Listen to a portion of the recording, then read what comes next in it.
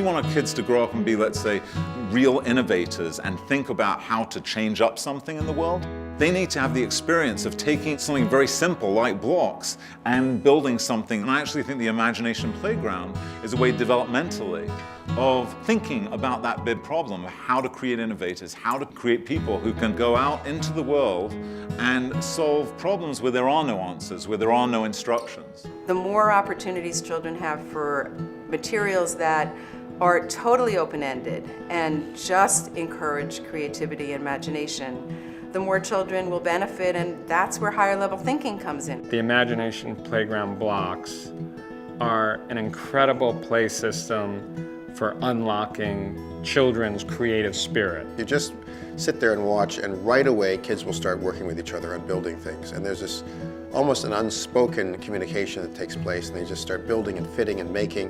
One thing that I saw when kids are playing with it is the furrowed brow, the sort of questioning brow on the sort of a really young kid, faced with, looking at this structure they're building and realizing something's not quite right. Why won't these two blocks stay connected to each other, and why do they keep slipping off? Or how can I connect more blocks using these connectors? The Imagination Playground blocks offer children lots of opportunities for what I call playful learning. They're learning a lot about math and science and physics and learning social skills as they have to work with other children to make this system of blocks do what they want it to do. When I see the kids engaged with this, and I see them having fun, and I see them problem solving, I have to believe that it's doing something to improve the quality of their thinking. It allows kids to play around with the very same outcomes that we want to get in classrooms, out in a free space, on their own or with others. With the adeptness of the teachers,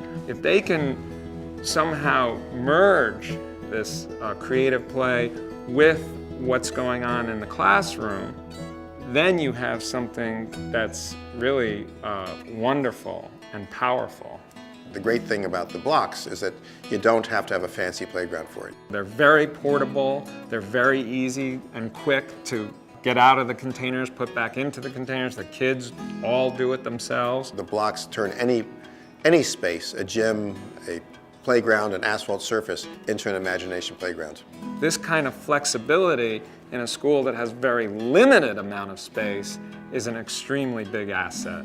Compared to building a set-in-place, permanent piece of climbing play equipment, it's a really inexpensive but quick and vital way to get kids playing. People are, I think, thirsty for the idea of how do you bring really productive play back into schools. This brings play a bit back more into the fabric of school life. I can't even imagine a school today not having a set of blocks. Why? Why? The bang for the buck, there's absolutely nothing I've seen that has that kind of return.